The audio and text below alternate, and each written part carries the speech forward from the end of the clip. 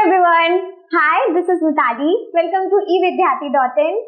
So, हमने अपने introduction lecture में ये देखा कि वर्क में और वर्क हमारी जनरल टर्म्स में और साइंस के टर्म्स में अगर वर्क को देखा जाए तो दोनों में क्या डिफरेंस है. बट नाउ अब क्योंकि हमें पता चल गया कि साइंटिफिकली वर्क को एक अलग तरीके से डिफाइन किया जाता है. So now in this chapter number 11 we have work and energy. इसमें हम ये समझेंगे कि किस तरीके से साइंटिफिक टर्म्स में वर्क को समझा जाता है. ठीक है, क्या उसके फैक्टर्स हैं और किन पे वो डिपेंडेंट होता है. So let's start now. ठीक है, तो यहाँ पर सबसे पहले मैं आपको वर्क की डेफिनेशन कुछ एग्जांपल्स के साथ शो करूंगी. ठीक है, सबसे पहले हम एग्जांपल्स को समझेंगे. That will make it clear for you कि भाई वर्क होता क्या है बेसिकली, चाहे वो साइंटिफिक टर्म्स में भी हो. बट समझ आना तो नॉर्मल हमारा कोई ना कोई कॉमन ऐसी एक्टिविटी ही है जिससे हम ये समझ सकते हैं कि वर्क होना क्या होता है. ठीक है, चलिए. तो यहाँ पर आपको दिख रहा होगा कि कोई भी एक शॉपिंग कार्ट को पुल कर रहे हैं या हम पुश करके उसे, ऐसे बड़े बड़े स्टोर्स होते हैं, आपको पता है. इनफैक्ट आप बड़े स्टोर्स की बात करो या फिर किसी भी मार्केट प्लेस की बात करो तो हम क्या करते हैं, अपने शॉपिंग कार्ट को लेके मूव करते हैं. ठीक है, सिमिलरली चाहे कोई एक छोटा सा बच्चा अपनी टॉय कार को मूव कर रहा है तो बाय अप्लाइंग अ फोर्स, यानी कि एक तरीके से वो पुश कर रहा है और अपने कार को मूव कर रहा है. ठीक है, तो हमें यहाँ पर कहीं ना कहीं पे एक फोर्स दिख रही है, या तो पुल करने की या फिर पुश करने की, और उसकी वजह से हमारे ऑब्जेक्ट में क्या हो रहा है, कोई ना कोई डिस्प्लेसमेंट हो रहा है, यानी कि उसकी पोजीशन में चेंज आ रहा है. ठीक है, तो यहीं से आपको आइडिया लग जाना चाहिए कि मैं किस कॉन्सेप्ट पर भी पहुंचने वाली हूँ. Now moving on, we have a bullock cart. ठीक है, अब यहाँ पर हमने देखा है खेतों में कोई भी कहीं पे भी ये बुलक कार्ट चलाए जाते हैं तो उसमें भी क्या होता है, देयर इज अ डिस्प्लेसमेंट. और डिस्प्लेसमेंट किस तरीके से होता है, जब एक फोर्स, एक एक्सटर्नल फोर्स यहाँ पर अप्लाई की जाती है. ठीक है, तो इस केस में भी आप समझ रहे हो कि दो ही कॉन्सेप्ट बार बार हमारे सामने आ रहे हैं. अब उसके बाद अगर हम यहाँ देखें, again if we are lifting a book, अगर ये गर्ल अपनी बुक को लिफ्ट कर रही है तो बेसिकली बुक्स पे क्या लगाया गया है, फोर्स लगाया गया है. ठीक है, उनको लिफ्ट करने के लिए. ऐसा तो है नहीं कि मेरे सामने बुक पड़ी और मैं ऐसे हाथ करूं और वो अपने आप हैरी पॉटर की मूवी की तरह चिपक जाए, है ना. तो ऐसा नहीं होने वाला. तो क्या करना होता है, हमें we have to lift the book, और उसके बाद वो क्या करता है, हमारा डिस्प्लेसमेंट होता है. ठीक है, यानी कि बुक की पोजीशन चेंज हुई है. सपोज एक टेबल पे रखी हुई बुक को उठाया गया है तो सबसे पहले उसका जो इनिशियल पोजीशन था वो टेबल था. आफ्टर दैट अगर मैंने उसे किसी और टेबल पे पुट किया है तो उसका पोजीशन चेंज हो गया है और अपने आप बुक नहीं गई है, मैंने क्योंकि उस डिस्प्लेसमेंट को किया है, यानी कि फोर्स अप्लाई जरूर हुई है. ठीक है, तो यहाँ से आपको क्या आइडिया लगेगा कि from the cases above we can say if a body is displaced by applying a force on it, work is done. तो हम ये कह सकते हैं कि कोई भी बॉडी को अगर डिस्प्लेस किया गया है by applying an external force, yes, हम तभी कह सकते हैं कि किसी भी बॉडी में वर्क हुआ है. ठीक है, तो साइंटिफिकली आपको अब आइडिया लग चुका है कि वर्क होना क्या होता है, सिर्फ टाइम का निकलना नहीं. ठीक है, और किसी भी चीज का वापस उस जगह पे आ जाना वो भी वर्क नहीं कहलाया जाता है. इनफैक्ट अगर किसी भी ऑब्जेक्ट की पोजीशन में डिस्प्लेसमेंट हुआ है, चेंज हुआ है, और कैसे चेंज हुआ है, by applying an external force, तो उस पॉइंट को, उस कॉन्सेप्ट को हम क्या कहेंगे, वर्क इज डन. ठीक है, चलिए आगे बढ़ते हैं. If you push any heavy object like car, cooler, refrigerator, कोई भी बहुत सारे ऐसे हमारे घर में बड़े बड़े अप्लायंसेस होते हैं, काफी सारी चीजें होती हैं जो बहुत ही हेवी मास की हैं, एंड देन अगर हम कभी भी उसे पुश करने की कोशिश करते हैं तो डेफिनेटली वो हमसे कभी नहीं हिलता है, right. So it does not move, therefore even by applying force there is no displacement, hence no work is done. तो यहाँ पर किस कॉन्सेप्ट की बात करी जा रही है कि भाई फोर्स तो हम लगा रहे हैं किसी ऑब्जेक्ट पे. फॉर एग्जाम्पल आप यहाँ से इसे समझ सकेंगे कि ये भाई साहब क्या कर रहे हैं, इतना लोडेड कोई भी बॉक्स है, अब आपको दिख रहा होगा कि वो ओवरलोडेड है इनफैक्ट, है ना. तो क्या हो रहा है, वो जितनी मर्जी फोर्स लगा रहे हैं बट हिलने वाला नहीं है. तो यानी कि एक्सटर्नल फोर्स तो है कहीं ना कहीं, but there will be no displacement. तो क्योंकि डिस्प्लेसमेंट नहीं होना है, दैट मीन्स तब भी मैं ये कह सकती हूँ कि नो वर्क इज डन. ठीक है। सिमिलरली हम आगे भी कुछ कॉन्सेप्ट्स देखते हैं। There are situations where there is a displacement without any force acting on it. तो अब यहाँ पर कुछ इस टाइप की भी सिचुएशंस हमारे सामने आती हैं जहाँ पर डिस्प्लेसमेंट होता है and without any force applied, यानी कि कोई भी एक्सटर्नल फोर्स को, मतलब कि कोई भी धक्का मुक्की के बावजूद वहां पर डिस्प्लेसमेंट होता है। तो उस केस में हम क्या कर सकते हैं? सबसे पहले तो देखते हैं कि वो केसेस कौन सी हैं, ठीक है। So an object in uniform motion that is moving with a constant velocity, कोई भी ऑब्जेक्ट अगर एक कांस्टेंट वेलोसिटी से मूव कर रहा है, फॉर एग्जांपल यहाँ पर आप देख सकते हो ये कार एक कांस्टेंट वेलोसिटी से मूव कर रही है, यानी कि यूनिफॉर्म मोशन को शो कर रही है। कैसे? क्योंकि उसकी velocity by the time change नहीं होती है, ठीक है। तो ये एग्जांपल आप यहाँ पर देखो। इसी तरीके से एक और चीज हम देख सकते हैं। सो क्योंकि वहां पर डिस्प्लेसमेंट तो हो रहा है but then no external force is being applied, लेकिन वहां पर कोई भी ऐसा नहीं हो रहा कि पीछे से कार को कोई धक्का दे रहा है और तब जाके वो उस मोशन में है, but the car is actually moving with a constant speed, ठीक है। तो उसकी स्पीड ना किसी भी फैक्टर की वजह से चेंज नहीं होती है। दूसरा एग्जांपल देखते हैं। An object walking down on inclined plane, again no external forces applied.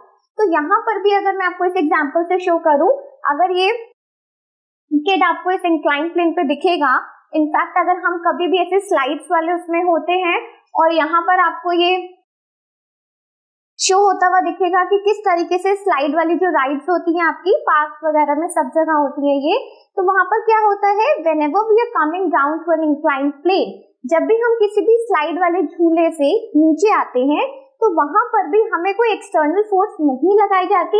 In fact अपने आप ही हम एक यूनिफॉर्म मोशन में मूव कर रहे होते हैं, राइट। आपने भी देखा होगा, ऐसा नहीं है मोस्ट ऑफ द टाइम अब आप यहाँ ये बोलेंगे कि हमें किसी ने धक्का मारा और हम जाके फिसल गए, बट अगर आपको धक्का नहीं भी लगेगा तब भी उस इंक्लाइन प्लेन पे बैठते ही आप अपने आप ही इस डायरेक्शन में नीचे आ जाते हैं, है ना।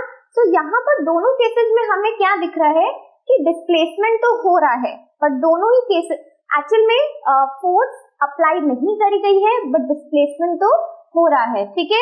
तो यहाँ पर भी मैं ये कह सकती हूँ that no work is done, क्योंकि फोर्स का काम यहाँ पर हमें नहीं दिख रहा है, सिर्फ डिस्प्लेसमेंट। तो यानी कि दोनों फैक्टर्स कहीं ना कहीं पे इम्पोर्टेंट है, so we can say work is done, ठीक है। अगर हम ये कहना चाहते हैं कि वर्क हुआ है तो कहीं ना कहीं पे हमारे लिए दोनों फैक्टर्स का होना, प्रेजेंट होना बहुत जरूरी है, ठीक है। सो हम इसे कैसे कंक्लूड कर सकते हैं? Therefore work is done if these two conditions satisfy। तो अभी तक मेरे रीड करने से पहले आप लोगों को पहले ही समझ आ चुका होगा कि क्या ऐसे फैक्टर्स हैं जो वर्क को होने के लिए मजबूर करते हैं, ठीक है। तो a force should act on an object, तो हमेशा कोई एक्सटर्नल फोर्स एक ऑब्जेक्ट को मूव करती हुई हमें दिखनी चाहिए,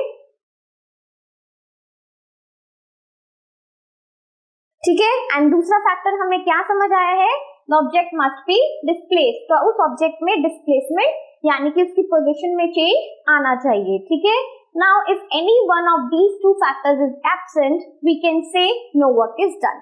और इन दोनों में से एक भी फैक्टर अगर हमारे पास एब्सेंट होता है यानी कि अवेलेबल नहीं है, प्रेजेंट नहीं है, या तो फोर्स नहीं लग रही, डिस्प्लेसमेंट हो रहा है जो हमने कार के मूविंग वाले एग्जाम्पल में समझा, या फिर डिस्प्लेसमेंट नहीं हो रहा बट फोर्स लग रही है जो हमने हेवी बॉक्स वाले में समझा, तो दोनों में से ही एक भी फैक्टर अगर कहीं पर भी हमारा एब्सेंट होता है तो हम क्लियरली कह सकते हैं that no work is done.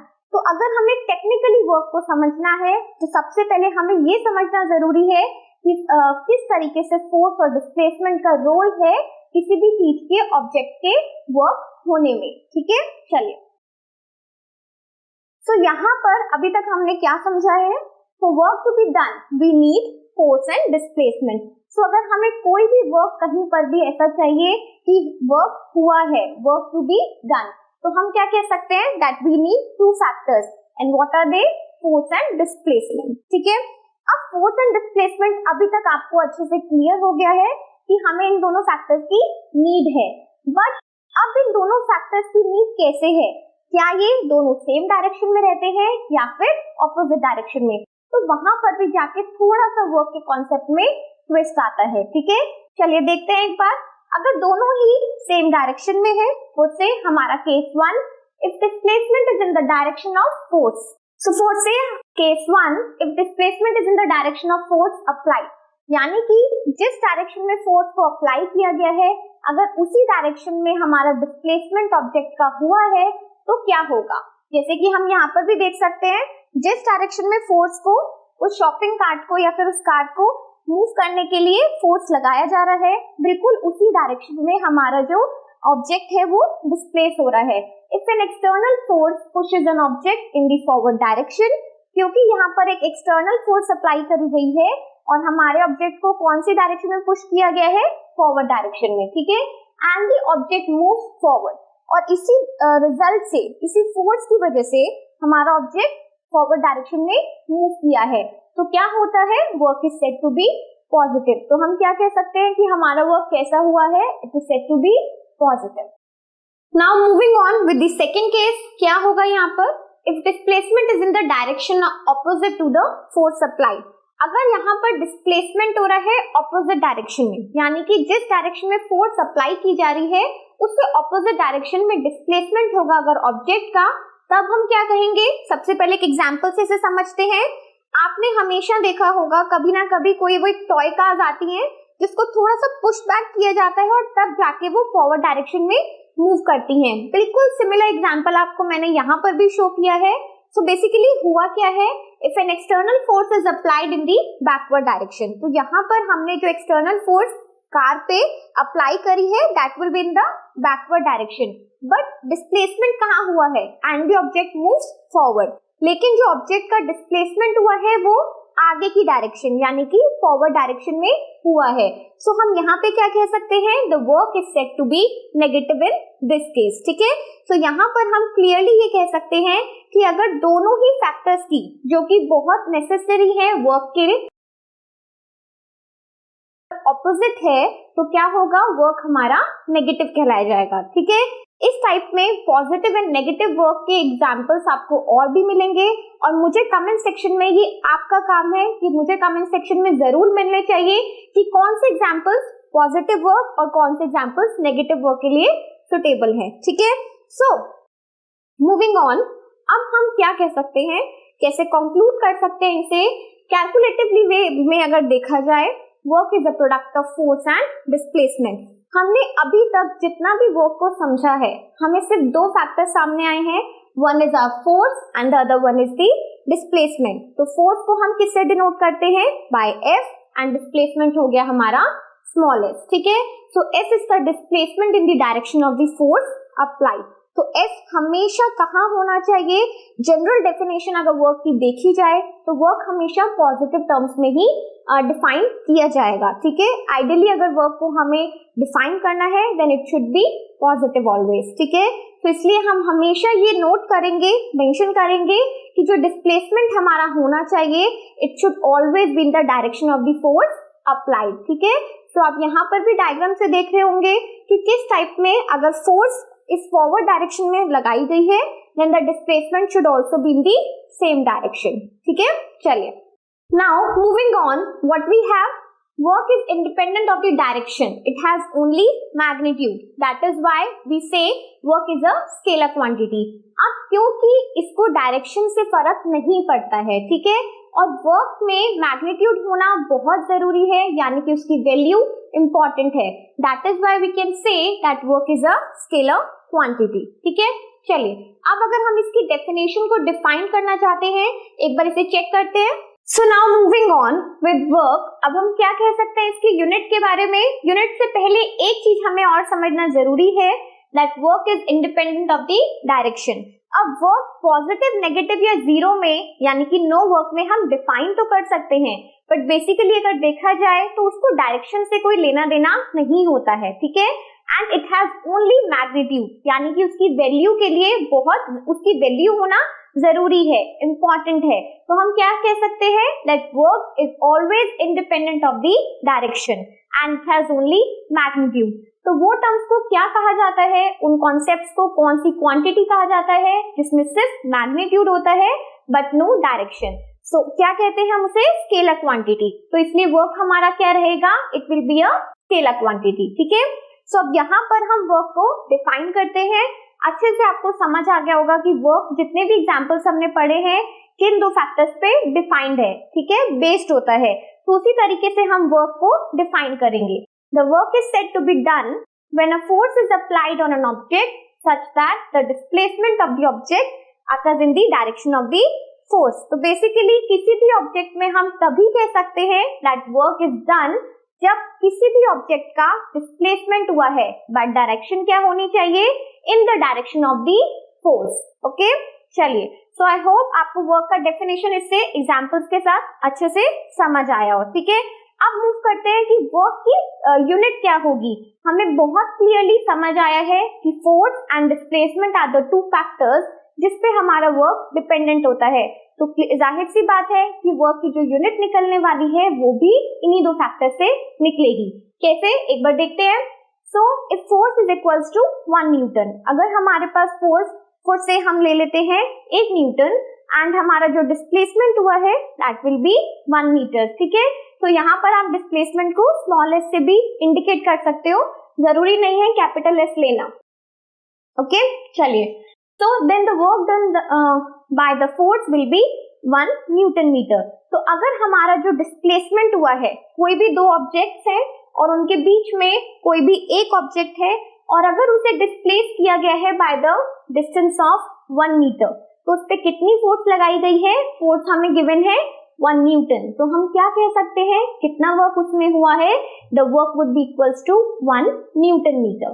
ठीक है, चलिए, अब आपको इतना तो समझ आया कि हम उसे न्यूटन मीटर में शो कर सकते हैं। But work is equals to 1 joule. अब हमने इसे जूल में क्यों इंडिकेट किया है, बिकॉज ये एक जेम्स जूल नाम के साइंटिस्ट थे जिनकी ऑनर में इसको यूनिट दिया गया है। ठीक है, इस वजह से न्यूटन मीटर को आप जूल में हमेशा रिप्रेजेंट करते हो। जितने भी एग्जाम्पल्स है, जितने भी न्यूमेरिकल्स आप करोगे उसमें वर्क की यूनिट हमेशा कैपिटल जे यानी कि जूल से मार्क की जाती है। सो thus हम क्या कह सकते हैं, 1 joule is the amount of work done on an object when a force of 1 newton displaces it by 1 metre along the line of action of the force. यानी कि कोई भी ऑब्जेक्ट को अगर हम 1 न्यूटन का फोर्स अप्लाई करके 1 metre के डिस्टेंस पे डिस्प्लेस करते हैं तो हम क्या कह सकते हैं, that 1 joule of work is being done. ठीक है,